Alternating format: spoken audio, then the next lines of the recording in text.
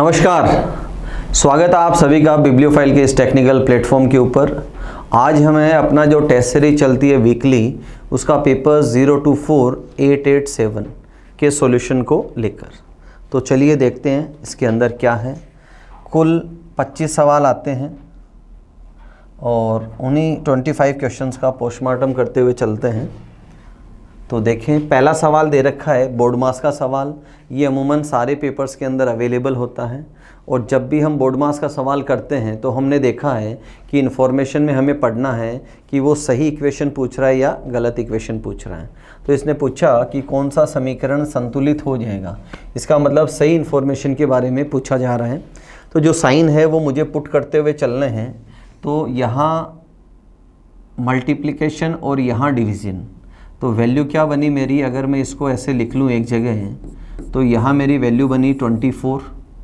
आगे क्या दे रखा है, प्लस का निशान है, तो 24 + 11 - 9, तो ये वैल्यू कितना आई 35 - 9 करूँ तो वैल्यू कितना आई 26, और सामने वाला कितना बता रहा है 22। तो फर्स्ट ऑप्शन मेरा गलत है यहाँ पर।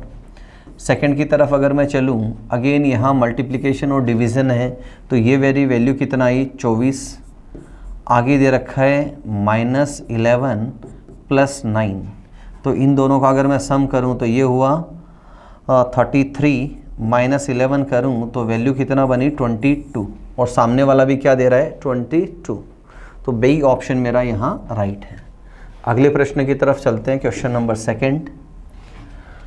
अगेन बोर्ड मास का सवाल है और अभी हमारी बात हुई, हमें सबसे पहले पढ़ना है कि सामने वाला इन्फॉर्मेशन में क्या देके चल रहा है, और इसने हमसे पूछा है कौन सा समीकरण सही नहीं है। तो ऐसे सवालों में कभी भी जल्दबाजी नहीं करना है। और इसने पूछा है कि इन दो को बदलना होगा, जहाँ 7 है वहाँ मुझे 9 करना होगा और 9 की जगह मुझे 7 लेके चलना होगा। तो सबसे पहले मुझे क्या करना है, डिवीज़न और मल्टीप्लिकेशन को सॉल्व करते हुए चलना है। तो अगर आप इसको करते हैं तो 8 × 3 / 6, तो यहाँ वैल्यू कितना आई मेरी 4, यहाँ से वैल्यू कितना बनी 4। तो आगे दे रखा है 4 + 7 - 9, तो 11 - 9 करूँ तो वैल्यू कितना आई 2, और सामने वाला क्या बोल रहा है कि सही नहीं है, ये तो सही है, तो ये ऑप्शन तो नहीं जाएगा अपना। नेक्स्ट को अगर मैं लूँ तो मुझे 7 और 9 को इंटरचेंज करते हुए चलना है। Got it. तो देखो यहाँ क्या आएगा 9/6, और 9/6 से कभी भी होल नंबर नहीं आता है। 9/6 से कभी भी होल नंबर नहीं आता है, तो ये इक्वेशन मेरी क्या हो जाएगी, यहाँ पर गलत हो जाएगी। Got it. आगे मैं इसको सॉल्व करता हूँ। ये 7 इसको अगर मैं इसके डिवाइड करूँ तो कितना आएगा 2, और 2 × 7 करूँ तो कितना आ जाएगा 14। तो यहाँ से होल नंबर नहीं आ रहा है, तो इससे मेरा कभी भी आंसर नहीं बनेगा। Got it. तो सेकंड वाली क्या होगी, रॉन्ग हो गई।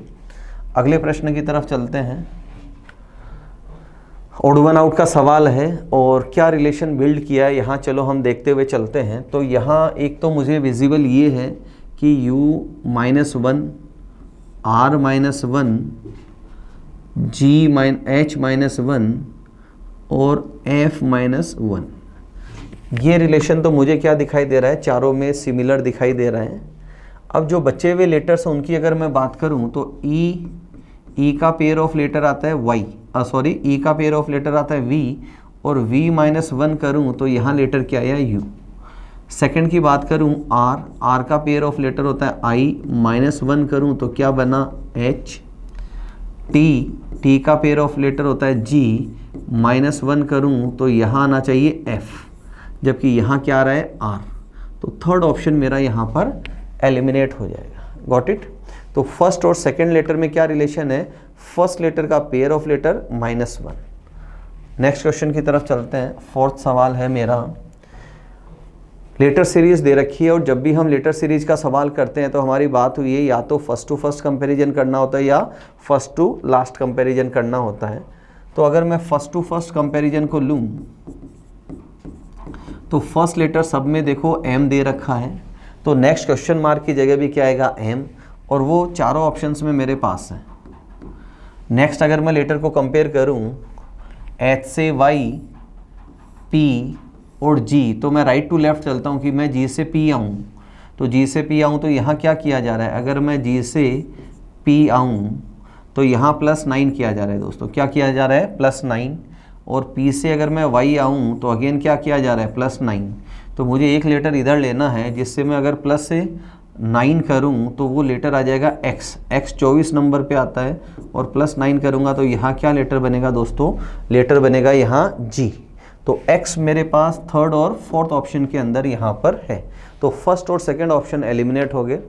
नेक्स्ट अगर लूँ थर्ड लेटर को मैं कंपेयर करूँ, D से अगर मैं जाऊँ L, तो D से L दोस्तों यहाँ देखें, D से आप गए L +8 हो रहा है यहाँ पर, फिर L से है T, T से है B, और यहाँ अगर मैं +8 करूँ तो लेटर आएगा G, और J लेटर आ रहा है C ऑप्शन के अंदर। तो थर्ड ऑप्शन मेरा यहाँ राइट आंसर चला जाएगा। एग्जाम पॉइंट ऑफ व्यू की बात करें, फोर्थ लेटर को मुझे चेक करने की ज़रूरत नहीं है, बट हम यहाँ कर सकते हैं इनको। तो देखो यहाँ है, फोर्थ लेटर में M है, C है, S है, I है। तो मैं राइट टू लेफ़्ट चलता हूँ, I से मैं S गया तो +10 किया जा रहा है, यहाँ +10 किया जा रहा है, और अगेन यहाँ +10 किया जा रहा है। तो मुझे पीछे से इधर आना है, तो यहाँ लेटर Y अगर लूँ तब जाके ये व्यवस्था बैठे। Got it? तो थर्ड ऑप्शन मेरा राइट आंसर जाएगा। अगले प्रश्न की तरफ चलते हैं। पांचवा सवाल है, एम्बेडेड फिगर का सवाल है। एक डायग्राम दे रखा है, 4 ऑप्शन है, मुझे ऑप्शन पुट करना है कि जो उसमें हिडन हो। बट इसने कहा है रोटेशन अलाउड नहीं है, रोटेशन अलाउड नहीं है। अगर रोटेशन अलाउड होता तो ये स्ट्रक्चर देखो मुझे यहाँ दिखाई देता, विजिबल है आपको, बट चूंकि रोटेशन अलाउड नहीं है इसलिए ये स्ट्रक्चर नहीं मिलेगा। Got it? नेक्स्ट अगर मैं बात करूँ अगला स्ट्रक्चर, तो यहाँ देखो ये स्क्वायर के अंदर दे रखा है, जबकि यहाँ क्या है? रोम्बस दे रखा है मुझे, इसको टिल्ट में कर नहीं सकता, तो ये ऑप्शन भी अवेलेबल नहीं है। और ये स्ट्रक्चर मुझे यहाँ दिखाई दे रहा है, देखो ये ऑप्शन यहाँ पर अवेलेबल है। तो थर्ड ऑप्शन मेरा यहाँ राइट आंसर चला जाएगा। दोनों नज़दीकी थे, तो ये भी ध्यान हमें रखना है कि रोटेशन अलाउड है या नहीं है। अगले प्रश्न की तरफ चलते हैं। अगला सवाल दे रखा है, एनालॉजी बेस्ड ऑन वर्ड्स का सवाल दे रखा है। 2 शब्द दे रखे हैं, एक है कांपना, दूसरा है डर। तो मैं राइट टू लेफ्ट पढ़ता हूँ कि डर लगने पे क्या करता है? आदमी कांपता है, ट्रेम्बलिंग। फाइन। तो लंबी राहत की सांस कब लेता है आदमी? जब उसको रिलीफ मिले, जब आदमी को राहत मिले तो वो क्या करता है? लंबी गहरी सांस लेता है। तो बी ऑप्शन मेरा यहाँ राइट आंसर चला जाएगा। गुस्से में राहत की सांस नहीं ली जाती दोस्तों, दर्द होता है तो भी राहत की सांस नहीं ली जाती। फाइन। अगला है अगेन बोर्ड मास का सवाल है, और वापस वही चीज़ की मुझे क्या करना है, सबसे पहले इन्फॉर्मेशन में जाना है, और सामने वाले ने क्या पूछा है कि कौन सा समीकरण सही नहीं है। तो 3 सही होने और 1 गलत होना है। साथ ही साथ बोला कि 4 और 2 को क्या करना है? इंटरचेंज करते हुए चलना है। तो अगर मैं यहाँ 2 लूँ, यहाँ क्या लूँ? 2, तो ये वैल्यू कितनी आएगी? 6 माइनस 8 में 4 का भाग लगूँ तो कितना आएगा? 2 + 7। ठीक है, इन दोनों को अगर मैं जोड़ूँ तो ये वैल्यू आई 13 - 2 किया तो 11। तो ये तो बन रहा है, और सामने वाला क्या बोल रहा है? कौन सा सही नहीं होगा। नेक्स्ट को चेक करते हैं। 4 और 2 को मुझे क्या करना है? इंटरचेंज। तो यहाँ इसको मैं बनाऊँ तो 8 में भाग किसका लगाया? 2 का, और गुणा किससे किया? 4 से। तो ये वैल्यू कितनी है मेरी? 16 - 6 + 9। पॉजिटिव वैल्यूज़ को जोड़ा तो 25 - 6 करूँ तो वैल्यू कितनी आई? 19, और सामने वाले ने क्या दे रखा है? 18। तो ऑप्शन बी मेरा यहाँ पर आंसर होगा कि ये इक्वेशन सही नहीं है। नेक्स्ट क्वेश्चन, क्वेश्चन नंबर 8 की तरफ चलते हैं दोस्तों। अगला सवाल दे रखा है, सिलॉक्स का सवाल है।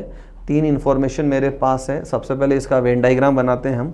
कुछ बेंच मेज हैं, कुछ बेंच मेज हैं। आगे दे रखा है कुछ मेज कुर्सियां हैं, कुछ मेज कुर्सियां हैं, और कुछ कुर्सियां पेंसिल हैं, कुछ कुर्सियां पेंसिल हैं। पहले निष्कर्ष की बात करें तो पहला निष्कर्ष बात करता है बेंच और कुर्सियों की, और अगर मैं यहाँ बेंच और कुर्सी को देखूँ तो इनके बीच रिलेशन है पॉसिबिलिटी का, और उसमें पॉजिटिव पॉसिबिलिटी तो मुझे दे रखी है। अब इधर और की कंडीशन के लिए क्या हो कि मुझे नेगेटिव भी चाहिए। कुछ है के साथ आता है कोई नहीं, कुछ है, कुछ हैं के साथ इधर और में क्या आता है दोस्तों? कोई नहीं।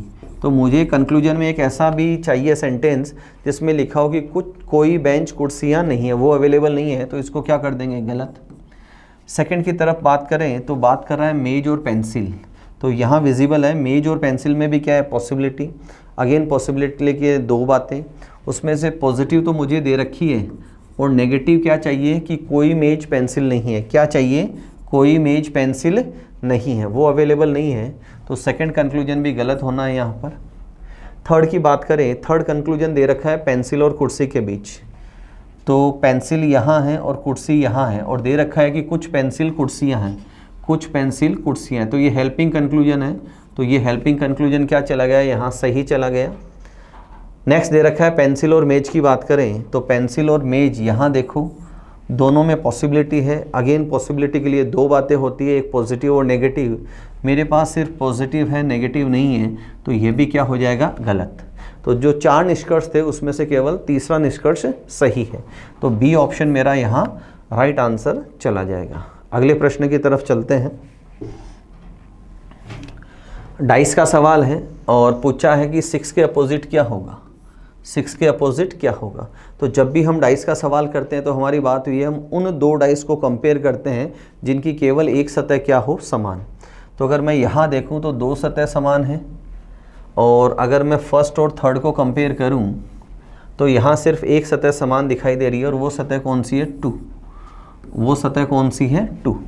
तो जब किन्हीं दो डाइस में एक सतह समान हो तो हम क्या करते हैं, उस समान सतह से दिए गए पासों को या तो दोनों को ही क्लॉकवाइज अरेंज करते हैं या दोनों को ही एंटी क्लॉक अरेंज करते हैं। तो फर्स्ट डाइस को अगर मैं लिखूं तो 2 से क्लॉकवाइज 4 और उसके बाद 3, अगर मैं वहाँ चलूँ तो 2 के बाद 5 और 5 के बाद 6। तो हमसे पूछा है कि 6 के अपोजिट क्या होगा, तो यहाँ विजिबल है 6 के अपोजिट नंबर आएगा 3। 6 के अपोजिट क्या नंबर आएगा, 3। अगले सवाल की तरफ चलते हैं, क्वेश्चन नंबर 10। कुल 25 सवाल हैं हमारे पास। अगेन एनालॉजी का सवाल है, दो शब्द दे रखे हैं, एक पहला है टेलीस्कोप और दूसरा है डिस्टेंट ऑब्जेक्ट्स। दूरदर्शी की मदद से हम क्या करते हैं, दूर की जो वस्तुएं होती हैं उनको हम देखने का प्रयास करते हैं। तो उसी प्रकार सूक्ष्मदर्शी माइक्रोस्कोप से क्या करते हैं, जो टाइनी ऑब्जेक्ट्स होते हैं, बहुत छोटे चीज़ें होती हैं, उनको हम देखने की कोशिश करते हैं। ठीक है, अगले सवाल की तरफ चलते हैं, क्वेश्चन नंबर 11। रिफ्लेक्शन का सवाल है, मिरर रिफ्लेक्शन, और मिरर रखा हुआ है ईस्ट डायरेक्शन के अंदर। मिरर है किधर, ईस्ट डायरेक्शन के अंदर। Got it. तो जब ईस्ट डायरेक्शन के अंदर है तो जो लेफ्ट में जितने भी ऑब्जेक्ट्स हैं, एलिमेंट्स हैं, वो किधर जाएंगे, राइट में। तो सबसे पहले मैं इस एरो को चेक करता हूँ, एक एक को चेक करते हुए चलते हैं। तो ये जो एरो है ये आमने सामने हो जाएंगे और शेडेड पार्ट नीचे की तरफ आना है। तो शेडेड पार्ट ये, और राइट में था जो किधर आना है, लेफ्ट में, ये यहाँ आपको इंडिकेट होगा। फाइन। तो देखो फर्स्ट ऑप्शन के अंदर है डाउनवर्ड, सेकंड में ये ऊपर की तरफ है, गलत है, थर्ड में नहीं है, और फोर्थ में नीचे की तरफ है। तो फर्स्ट और फोर्थ मेरे यहाँ है। अब इस डायग्राम को देखता हूँ, जो डायग्राम लेफ्ट में वो किधर जाना है, राइट में, इस तरफ आएगा ये। और यहाँ मैं देखूँ तो ये जो स्ट्रक्चर है, ये जो स्ट्रक्चर आपको शेडेड पार्ट दिखाई दे रहा है, टॉप दिखाई दे रहा है, ये इसका कर्व ये ऐसे हो जाएगा दोस्तों, ये कर्व इस प्रकार से होगा। तो फर्स्ट ऑप्शन में कर्व अवेलेबल है, सेकंड थर्ड हमने एलिमिनेट किए, डी में नहीं है।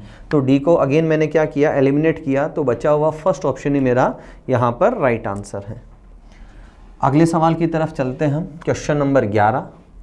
और 11 सवाल कोडिंग डिकोडिंग का है, बेस्ड ऑन लेटर्स का। तो यहाँ देखो दोस्तों विजिबल है कि यही लेटर रिपीट हो रहे हैं, और क्रम क्या है उसकी बात करें, 7 अक्षर है, पहले 3, फिर 1 अक्षर, और उसके बाद वाले 3। तो यहाँ क्या किया गया है, 3, 1 और अगेन 3। तो जो HAI है उसी को राइट टू लेफ्ट लिखा है, देखो यहाँ पर IAH, R को SH लिखा है, और फिर जो CAP है उसको क्या लिखा है, PAC लिखा है। जो 7 लेटर्स है उनका डिवीजन करते हुए चले हैं हम। तो यहाँ 3, 1, 3। तो जो FAC है उसको क्या लिखेगा, CAF लिखेगा। क्या लिखेगा, CAF फर्स्ट में है, थर्ड में नहीं है, सेकंड में है और फोर्थ में भी है। फिर next letter T as it is आ जाएगा, तीनों ऑप्शंस के अंदर है। और FUL जो है उसको लिखोगा LUF। तो LUF यहाँ है, यहाँ नहीं है, यहाँ भी नहीं है। तो ऑप्शन फर्स्ट मेरा यहाँ राइट आंसर चला जाएगा।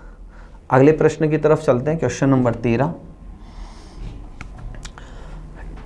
अल्फ़ाबेट टेस्ट का सवाल है और मेरे सामने 7 वर्ड्स हैं, उनको मुझे अल्फ़ाबेटिकल ऑर्डर के अंदर अरेंज करना है। तो हम चेक करते हैं इनको। पहले 2 जो अक्षर हैं वो सभी में समान दिखाई दे रहे हैं यहाँ पर। अब मैं नेक्स्ट की तरफ चलता हूँ।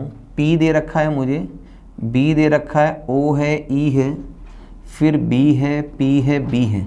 तो सबसे पहले मैं 3rd, 4th और 6th को कंपेयर करते हुए चलता हूँ, क्योंकि इनके अंदर 3rd लेटर B जो सबसे छोटा लेटर है। फिर B के बाद देखो क्या आया BI, यहाँ भी BI है और उसके बाद भी BI है। फिर नेक्स्ट लेटर है E, यहाँ G है और यहाँ V है और यहाँ E है। तो इन तीनों अक्षरों में सबसे पहले आना है E, फिर आना है G और उसके बाद आना है V। तो क्रम हो गया 3 to 6। 3 to 6 फर्स्ट में है, 3rd में नहीं है, यहाँ है और D में भी है। तो एक ऑप्शन मेरा एलिमिनेट हुआ। अब जो बचे हुए उनके ऊपर हम फोकस करते हैं।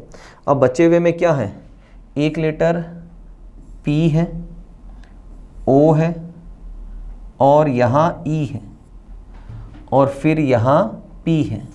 Got it. तो 4 लेटर्स हैं मेरे पास P, O, E। इनमें सबसे छोटा लेटर कौन है, E। तो उसके बाद नंबर आना है 7, यहाँ दे रखा है, यहाँ नहीं है और यहाँ दे रखा है। उसके बाद E के बाद अगला अक्षर आना है O, 5। तो यहाँ भी 5 है और यहाँ भी 5 है। फिर अगर मैं कंपेयर करूँ P और P, अगर मैं फर्स्ट और फोर्थ को कंपेयर करूँ तो P के बाद H है, H है और P के बाद यहाँ H है और यहाँ L है दोस्तों। P के बाद यहाँ क्या है, L। तो यहाँ नेक्स्ट लेटर H है और वहाँ L है। तो H और L में पहले कौन आना है, H। तो यहाँ फर्स्ट दे रखा है और उसके बाद L दे रखा है। तो पहला ऑप्शन मेरा यहाँ क्या चला जाएगा, राइट चला जाएगा। Got it. अगले प्रश्न की तरफ चलते हैं। ब्लड रिलेशन का सवाल है, क्वेश्चन नंबर 14। और एक इक्वेशन दी है और हमसे रिलेशन पूछा है और पूछा है कि टी क्यू से। तो रिलेशन कौन बताएगा दोस्तों, क्यू बताएगा। रिलेशन वो वेरिएबल बताता है जिससे रिलेशन पूछा जाता है। तो टी और क्यू तक ही मुझे इसको सॉल्व करना है। ये ध्यान रखना, क्लास में भी हमारी बात हुई है कि जिन वेरिएबल्स के बीच रिलेशन पूछा जाए सिर्फ उन्हीं को सॉल्व करते हुए चलना है। तो अगर मैं सबसे पहले टी और पी को करूँ तो इसने यहाँ क्या बोला है कि टी पुत्र है पी का, ये पी है और पी का पुत्र कौन है दोस्तों, टी। नेक्स्ट रिलेशन की अगर मैं बात करूं तो अगला रिलेशन कहा है कि P पति है Q का। P पति है किसका, Q का। तो Q का जेंडर आ गया, Q आवाज़ लगाएगा किसको, T को। तो ये इसको क्या बोलेगा, पुत्र। तो थर्ड ऑप्शन मेरा यहाँ राइट आंसर चला जाएगा। Got it. अगले प्रश्न की तरफ चलते हैं। ये ध्यान रखना कि पूरी इक्वेशन को सॉल्व नहीं करना है, हमसे जिन वेरिएबल्स की बात की जाती है सिर्फ उतना ही सॉल्व करते हुए चलना है। नेक्स्ट क्वेश्चन है, नंबर सीरीज का सवाल है और मुझे 5 से 12 बनाना है। तो 5 से 12 कैसे बने दोस्तों, इंटू 2 प्लस 2। फिर मुझे 12 से 26 बनाना है तो अगेन इंटू 2 प्लस 2, तो 26 बन रहा है। 26 से अगर मैं जाऊँ तो 26 गुणा 2 52 और उसमें अगर मैं 2 ऐड कर दूँ तो मेरी वैल्यू कितनी आ जाए, 54। तो थर्ड ऑप्शन राइट आंसर है यहाँ पर। आसान सवाल है काफ़ी। अगले सवाल क्वेश्चन नंबर 16 की तरफ चलते हैं। 16 नंबर का सवाल है मेरा, सिलॉक्स का सवाल है और सबसे पहले मुझे इनका वेन डायग्राम बनाना है। दे रखा है कोई टायर सफ़ेद नहीं है, कोई टायर सफ़ेद नहीं है। तो दोनों वेरिएबल्स दूर दूर बनाएंगे और दोनों पे क्रॉस का निशान लगा देंगे। फिर दे रखा है सभी ग्रे सफ़ेद है, सभी ग्रे, तो ग्रे इसके भीतर आ जाएगा दोस्तों, ग्रे सफ़ेद के भीतर आ जाएगा। Got it. अब इसने पहला पूछा है तो देखो यहाँ ग्रे और टायर के बीच क्या आया, जो टायर और ग्रे हैं उसके बीच रिलेशन आएगा नो वन का। क्या आएगा, नो वन, की कोई टायर ग्रे नहीं या कोई ग्रे टायर नहीं। पहला पूछा है कोई सफ़ेद टायर नहीं, कोई सफ़ेद टायर नहीं। तो ये इसी से राइट टू लेफ्ट जब हम पढ़ते हैं इसको हम बोलते हैं हेल्पिंग कंक्लूजन। तो यहाँ कंक्लूजन सही है ये कि कोई सफ़ेद टायर नहीं है। आगे रखा है कोई टायर ग्रे नहीं। तो देखो टायर और ग्रे के अंदर क्या रिलेशन निकाला कि कोई टायर ग्रे नहीं या कोई ग्रे टायर नहीं है। तो सेकंड भी सही है यहाँ पर। फिर दे रखा है कुछ सफ़ेद ग्रे नहीं है, कुछ सफ़ेद से मतलब है जो सफ़ेद ग्रे के बाहर है, और ये हिस्सा किस में आता है, पॉसिबिलिटी में। ये हिस्सा किस में आता है, पॉसिबिलिटी में। और पॉसिबिलिटी के लिए मुझे कितनी बातें चाहिए, 2, और यहाँ सिर्फ 1 दे रखा है। कुछ नहीं के साथ पॉसिबिलिटी में आता है सभी है। क्या आता है, सभी है। तो सभी है नहीं यहाँ, तो थर्ड को मैं क्या कर दूंगा, गलत कर दूंगा। तो सिर्फ फर्स्ट और सेकंड जो कंक्लूजन है वो मेरा राइट आंसर है। तो थर्ड ऑप्शन मेरा यहाँ इसको फॉलो करेगा। अगले प्रश्न की तरफ चलते हैं। सीरीज का सवाल दे रखा है। लेटर सीरीज का जब भी हम सवाल करते हैं तो हमारी बात हुई हमें फर्स्ट टू फर्स्ट या फर्स्ट टू लास्ट कंपेयर करते हुए चलना है। तो अगर मैं फर्स्ट लेटर को कंपेयर करूं तो ये सारे क्या है दोस्तों, वोवल्स दे रखे हैं, स्वर दे रखे हैं, ए ई आई मिसिंग है। तो यहाँ सबसे पहला लेटर क्या आना है, आई, जो मुझे सिर्फ एक ही ऑप्शन के अंदर मिल रहा है। तो बाकी को मैं वैसे ही गलत कर सकता हूँ।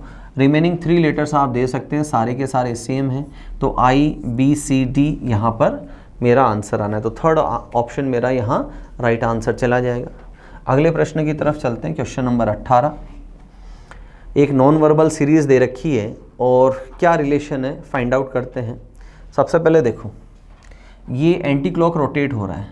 ये वाला हिस्सा यहाँ से यहाँ देख सकते हैं आप, यहाँ से यहाँ। इसको मैं बोलता हूँ एक स्टेप। कितना स्टेप से शिफ्ट हुआ, एक स्टेप ये शिफ्ट हुआ, और कौन सी डायरेक्शन में, एंटी क्लॉक शिफ्ट हुआ। अब ये वाला हिस्सा, ये देखो, ये जो एरो है इसको मैंने फर्स्ट बोला और इसको मैंने सेकंड बोला। तो ये एंटी क्लॉक रोटेट हुआ और कितना हुआ, 2 स्टेप। कितना स्टेप, 2 स्टेप रोटेट हुआ, और कैसे, एंटी क्लॉक वाइज डायरेक्शन में। ये एरो यहाँ से यहाँ आया तो कितना स्टेप, 1। तो मैं लिख देता हूँ +1। फिर ये यहाँ से यहाँ आया तो कितना शिफ्ट हुआ, +2। अब ये 1 शिफ्ट होगा एंटी क्लॉक, तो इस डायरेक्शन में आएगा। ये जो बिंदु है यहाँ पर आएगा सेंटर में, और इसकी फेसिंग किधर होगी, वेस्ट की तरफ। तो सेंटर के अंदर मेरे पास सिर्फ ये एक ही है जो किधर है, वेस्ट फेसिंग है।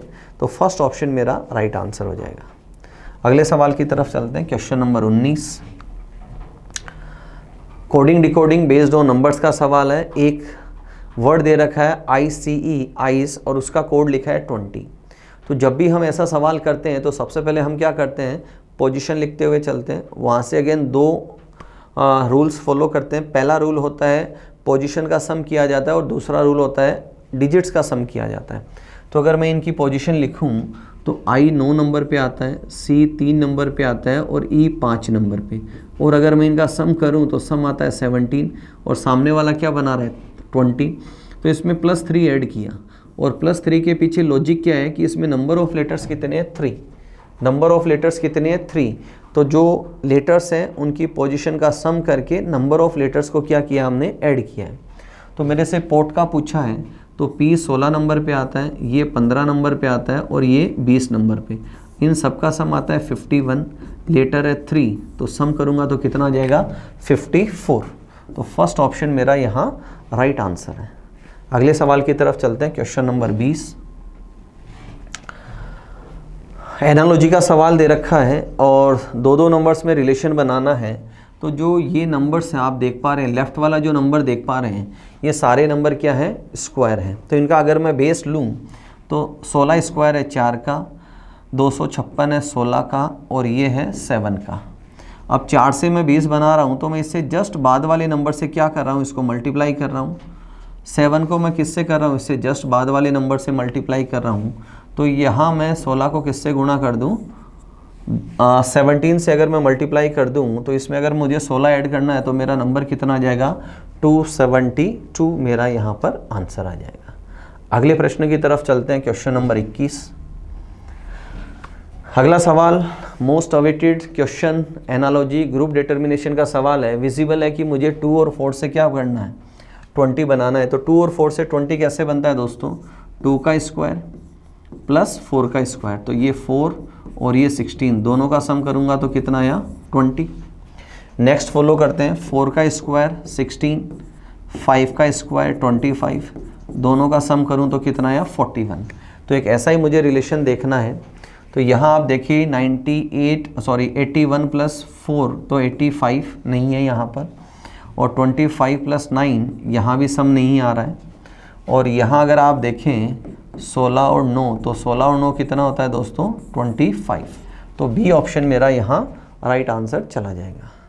अगले सवाल की तरफ चलते हैं।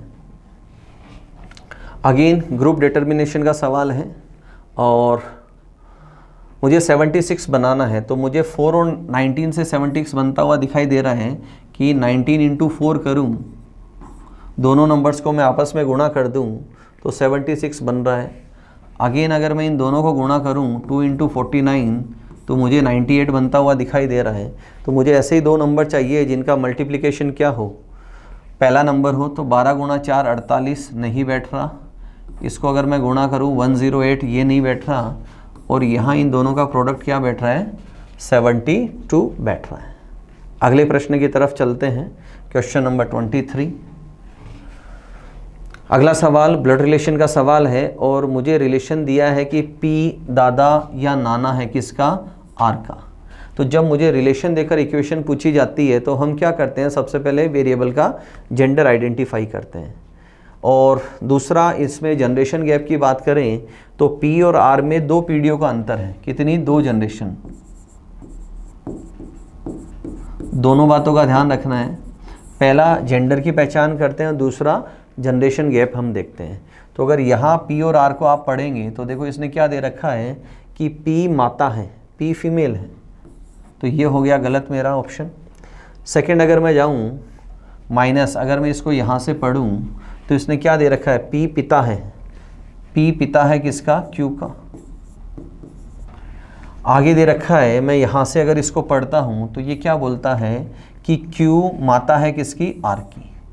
क्यू माता है किसकी, आर की। तो पी आर का क्या हुआ, नाना। क्या हुआ, नाना। और हमें यही दे रखा है पी इज़ ग्रैंड फादर, और ग्रैंड फादर दादा और नाना दोनों को कहते हैं। तो ऑप्शन थर्ड मेरा यहाँ राइट आंसर चला जाएगा कि पी आर का नाना है यहाँ पर। ठीक है, सेकंड लास्ट सवाल आज के पेपर का। अगला सवाल दे रखा है मुझे कि एक डायग्राम दे रखा है और क्वेश्चन मार्क डाला है कि नेक्स्ट डायग्राम क्या आएगा। तो देखो, अगर मैं सबसे पहले ये भीतर वाला स्ट्रक्चर है इसको कंसिडर करूं तो इसमें आप देख पा रहे हैं कि ये वाला जो स्ट्रक्चर है, ये वाला जो स्ट्रक्चर है ये ईस्ट से किधर आया, यहाँ साउथ की तरफ आया। यहाँ देखो किधर आया, ईस्ट से साउथ। तो ये क्लॉकवाइज घूम रहा है और कितना डिग्री घूम रहा है, 90 डिग्री। फिर यहाँ देखो ये साउथ से कहाँ गया, वेस्ट। साउथ से कहाँ गया, वेस्ट। तो अब अगला जो रोटेशन आएगा वो वेस्ट से कहाँ जाएगा, नॉर्थ की तरफ। तो नॉर्थ यहाँ नहीं है, नॉर्थ इसमें दे रखा है, नॉर्थ इसमें नहीं है, और नॉर्थ इसमें भी दे रखा है। Got it. अब इनको डिफ्रेंशिएट कैसे करें उसकी बात करते हैं। ठीक है, अब आप देखें कि ये जो 3 डॉट्स हैं, ये जो 3 डॉट्स हैं, ये जो स्ट्रक्चर है, जो रोटेशन हो रहा है, देखो ये अगर ईस्ट में है तो इसके राइट साइड में है, ये साउथ में है तो इसके भी राइट हैंड के ऊपर है, और यहाँ भी राइट हैंड के ऊपर है। तो ये तीनों डॉट्स राइट हैंड के ऊपर आएगी। तो मेरा ऑप्शन कौन सा चला जाएगा, बी, क्योंकि डी ऑप्शन में ये किधर है, लेफ्ट की तरफ है। तो इसको मैं क्या कर दूंगा, यहाँ एलिमिनेट कर दूंगा। Got it. अगला सवाल odd one out based on numbers का सवाल है और 4 ग्रुप दे रखे हैं, उसमें से एक मुझे एलिमिनेट करना है। तो 15 से 56 कैसे बनाऊं, सबसे पहले दिमाग में क्या आया, इंटू 4, 15 गुणा 4 60 और -4 कर दूं। अगर यहाँ मैं देखूँ तो 13 इंटू 4 52 और -4 कर दूँ, यहाँ भी जा रहा है परफेक्टली। और इंटू 4 अगर मैं करूँ तो 44, और 44 में से माइनस करना पड़ रहा है 5, और यहाँ मैं देखूँ इंटू 4 -4।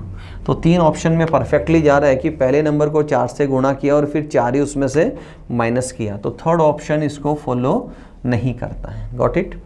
ये थे आज के पेपर के 25 क्वेश्चंस।